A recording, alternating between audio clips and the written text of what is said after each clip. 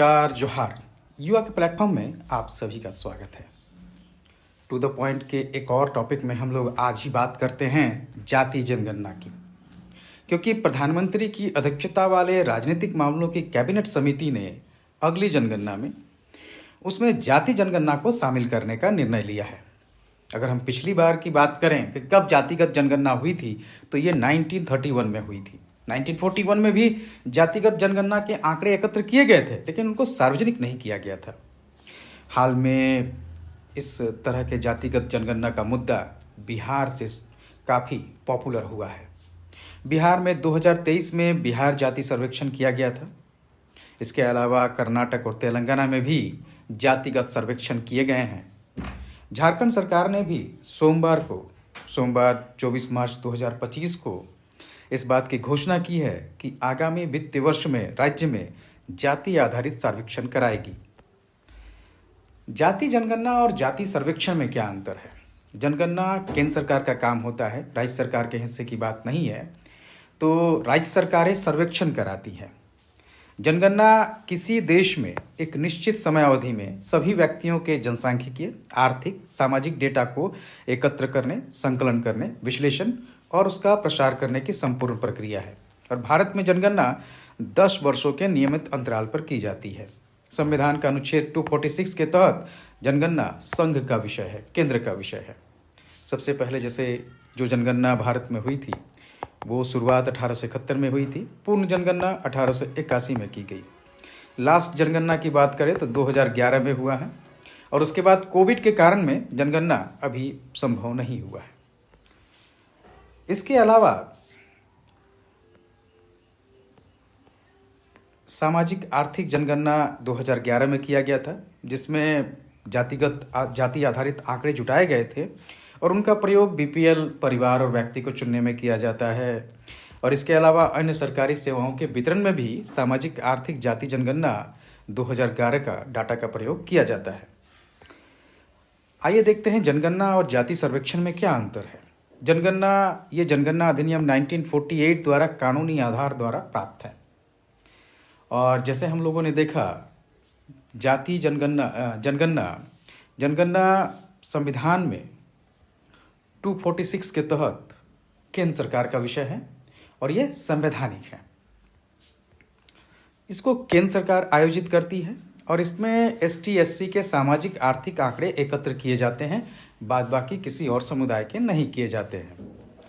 इसमें सामाजिक और आर्थिक आधार पर कई सूचनाओं का संग्रह किया जाता है। आज़ादी के बाद पहली बार 2011 की जनगणना में ओबीसी के सामाजिक आर्थिक आंकड़े एकत्र किए गए थे। हालांकि इन आंकड़ों को जारी नहीं किया गया था। और जनगणना का प्रयोग ज़्यादातर इसका उपयोग सरकार लाभों के वितरण में करती है। जाति सर्वेक्षण चूंकि जनगणना राज्य सरकार के अधिकार क्षेत्र में नहीं आता है, तो राज्य सरकारें अपने योजनाओं के क्रियान्वयन और राजनीतिक हितों के लिए जाति सर्वेक्षण कराती है। इसका कोई कानूनी आधार नहीं है। राज्य सरकारें जातियों के सामाजिक आर्थिक आंकड़ों का पता लगाने के लिए जाति सर्वेक्षण कराती है, और इस जाति सर्वेक्षण का उपयोग वे नीति निर्माण में करते हैं। हाल के वर्षों में जाति जनगणना की मांग क्यों बढ़ी, आइए उसको भी देखते हैं। तो इसका 2-3 कारण हैं। जैसे सामाजिक न्याय और नीति निर्माण के लिए जाति आधारित डाटा बहुत जरूरी है, क्योंकि भारत में जाति यथार्थ है और जाति के आधार पर ही सामाजिक और आर्थिक विभाजन भी देखा जाता है। इसलिए जरूरी है कि जातिगत आंकड़े होने चाहिए और उसी के आधार पर सरकारें अपनी योजनाओं का निर्माण करें। वंचित समुदायों का सशक्तिकरण अभी भी आज़ादी के 75 साल बाद भी अभी भी कई समुदाय हैं जो जातिगत आधार पर पिछड़े थे और आज भी हैं। ये राजनीतिक मांग भी है, क्योंकि कई पार्टियों को अपने वोट बैंक का लालच भी इसमें दिखता है। यह ऐतिहासिक असमानताओं का समाधान है। प्राचीन समय से या पहले से जिस तरह से जातिगत विषमता के कारण सामाजिक आर्थिक समस्याएं पैदा हुई थी, उनके सॉल्यूशन के तौर पर भी इसको देखा जाता है। कानूनी और संवैधानिक स्थिति क्या है आखिर इस जातिगत जनगणना का? तो जातिगत जनगणना की बात करें तो जनगणना केंद्र का अधिकार है, क्योंकि ये 7वीं अनुसूची में शामिल है और जनगणना अधिनियम 1948 के तहत जनगणना का अधिकार केंद्र सरकार के पास है। राज्य जातीय सर्वेक्षण कराती है। इसको लेकर विवाद भी हुआ था, क्योंकि बिहार में जब 2023 में जातीय सर्वेक्षण किया गया था तो इसको सुप्रीम कोर्ट में चुनौती दी गई थी। सुप्रीम कोर्ट ने फिर इसको पटना हाई कोर्ट भेजा और पटना हाई कोर्ट ने 1 अगस्त 2023 को सर्वेक्षण को फिर से शुरू करने की अनुमति दी थी। जातिगत जनगणना के लाभ क्या होंगे? आखिर केंद्र सरकार अगर जाति जनगणना कराती है तो इसके लाभ क्या हो सकते हैं? तो सबसे पहला चीज होगा कि जाति जनगणना के साथ हमारे पास जो डाटा आएगा उसके कारण में साक्ष्य आधारित नीति निर्माण किया जा सकता है। टारगेट कम्युनिटी तक सर्विस डिलीवरी हो सकती है। आरक्षण का युक्तिकरण हो सकता है, क्योंकि आरक्षण का लाभ दरअसल उन समुदायों की भागीदारी को लेकर है जो वंचित हैं। तो कौन से समुदाय या कौन सा जाति समूह अधिक वंचित है उसको अधिक भागीदारी दी जा सकती है। सरकारी कल्याण योजनाओं का बेहतर लक्ष्यीकरण होगा। भारतीय समाज में जाति महत्वपूर्ण स्थान है, तो जातिगत आंकड़े जो हैं वो जातियों के सामाजिक आर्थिक स्थिति का पता लगाने में सहायक होंगे और उनके लिए योजनाओं का निर्माण किया जा सकता है। ये समाज में असमानताओं को खत्म करने का और सामाजिक न्याय को बढ़ावा देने का साधन बन सकता है। ये संवैधानिक जनादेश की पूर्ति भी है, क्योंकि हमारा संविधान जाति जनगणना कराने का पक्षधर है। संविधान का अनुच्छेद 340 सरकार को सामाजिक और शैक्षणिक रूप से पिछड़े वर्गों की स्थिति की जांच करने और उनकी उन्नति के लिए सिफारिश करने का अधिकार देता है।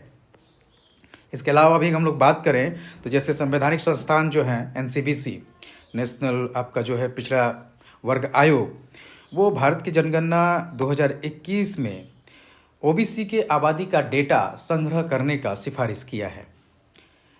इस जातिगत जनगणना के आंकड़ों के द्वारा कई आयोगों के उद्देश्य भी पूरे होंगे, जैसे सच्चर कमेटी का मानना था कि अल्पसंख्यकों का आंकड़ा उनके पास होना चाहिए जिसके आधार पर योजनाएं बनाई जा सकती हैं।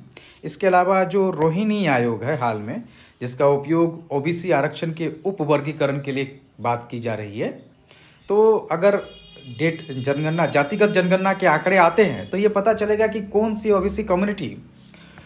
ओबीसी कम्युनिटी अधिक पिछड़ी है और कौन विकास के चरण में अगले पायदान पे आती है। तो उस आधार पर आरक्षण का युक्तिकरण किया जा सकता है।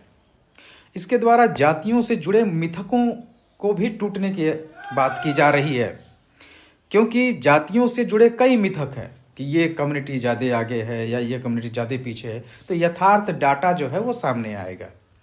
हाशिए पर पड़े समुदायों को सशक्त बनाया जा सकता है, क्योंकि इससे पता चलेगा कि कौन सा समुदाय अधिक पिछड़ा है। जातिगत विविधता को समझना भी इसके कारण अध्ययन का एक विषय बन सकता है, क्योंकि भारत जातियों का झुंड है। यहाँ अलग अलग क्षेत्रों में कई जातियाँ पाई जाती हैं। अब इसकी चुनौतियाँ क्या है? सबसे पहले तो जाति आधारित राजनीतिक लामबंदी हो सकती है। जिस पार्टी या जिस जाति की पार्टी अपनी जनगणना को देखते हुए टारगेट करेगी, क्योंकि अगर किसी पार्टी के जो फॉलोअर्स है वो जिस राजनीति करती है जिस जाति को लेकर, अगर उस जाति की जनसंख्या ज़्यादा है तो फिर वो अपनी लामबंदी बेहतर तरीके से करेगी।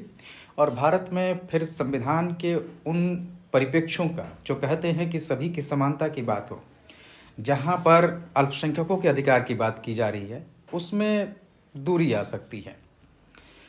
जातिगत पहचानों का सख्त होने से राष्ट्रीय एकीकरण के विकास में बाधा हो सकता है, क्योंकि अगर जाति की पहचान हो जाती है तो फिर यहाँ पर जिस तरह की जातिगत विषमता इतिहास में था उसको बल मिल सकता है। आरक्षण की मांग और मजबूत हो सकता है, क्योंकि जिस समुदाय को आरक्षण कम मिला होगा, उसकी जनसंख्या ज़्यादा होगी, वो अपने आरक्षण के डिमांड को लेकर सरकार के साथ और संघर्ष कर सकती है।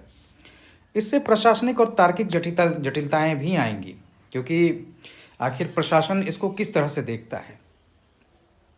एक समान परिभाषा का भी अभाव है, क्योंकि जाति किसको कहेंगे, जाति क्या है, क्योंकि भारत में सिर्फ जातियां नहीं उपजातियां भी हैं।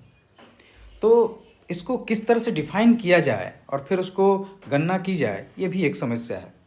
सामाजिक नकारात्मक प्रभाव भी हो सकता है, क्योंकि जातिगत पहचान का खुलासा कुछ जातियों से जड़े जो पूर्व धारणाएं हैं उसको बढ़ावा दे सकती हैं।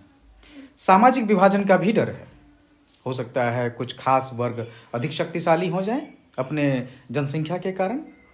परिवार नियोजन पर असर पड़ सकता है, क्योंकि जिनकी जनसंख्या कम है उस आधार पर वे अपनी जनसंख्या बढ़ाने को बल दे सकते हैं। क्योंकि हाल के वर्षों में भी देखा गया है, अभी 15वां वित्त आयोग के साथ में और 16वां वित्त आयोग के साथ में जब दक्षिण के राज्यों को उनके जनसंख्या नियंत्रण के बावजूद कम हिस्सेदारी दी जा रही है, तो दक्षिण के राज्यों ने कई राजनीतिक नेताओं ने इस बात को सार्वजनिक तौर पर कहना शुरू कर दिया कि जनसंख्या बढ़ाई जाए, क्योंकि जनसंख्या नियंत्रण का नुकसान दक्षिण भारत के राज्यों को मिला है।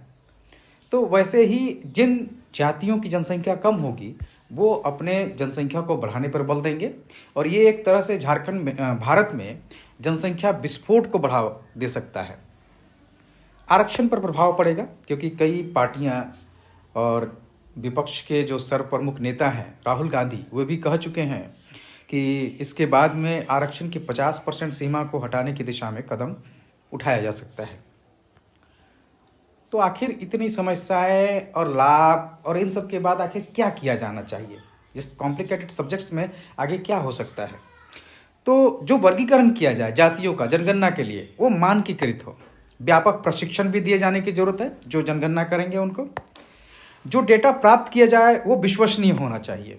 इसमें सामुदायिक भागीदारी की भी जरूरत है ताकि वो अपनी पहचान को सही तरीके से बता सके।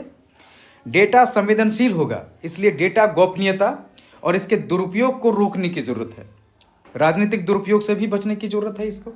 उसके लिए जागरूकता लाने की जरूरत है और भारत के संविधान को, उसके क्रियान्वयन को अधिक मजबूत करने की जरूरत है। राष्ट्रीय एकता पर बल देने की जरूरत है। और आखिर इस तरह के जातिगत जनगणना की मांग क्यों होती है, उनके मुख्य मुद्दों जैसे रोजगार, जातिगत विषमता, इन सब पर बल देने की जरूरत है, उनका समाधान करने की आवश्यकता है। जाति प्रताड़ना विरोधी कानूनों को मजबूत करने की आवश्यकता है। सामाजिक कल्याण की योजनाओं का दायरा भी बढ़ाया जाना चाहिए। जाति जनगणना वर्तमान में डिमांड भी है, लेकिन इससे कई तरह की समस्याएं भी पैदा हो सकती हैं। इसलिए केंद्र सरकार को, साथ ही साथ राज्य सरकारों को और राजनीतिक दलों को इसके प्रयोग को लेकर बहुत सावधानी बरतने की जरूरत है। धन्यवाद।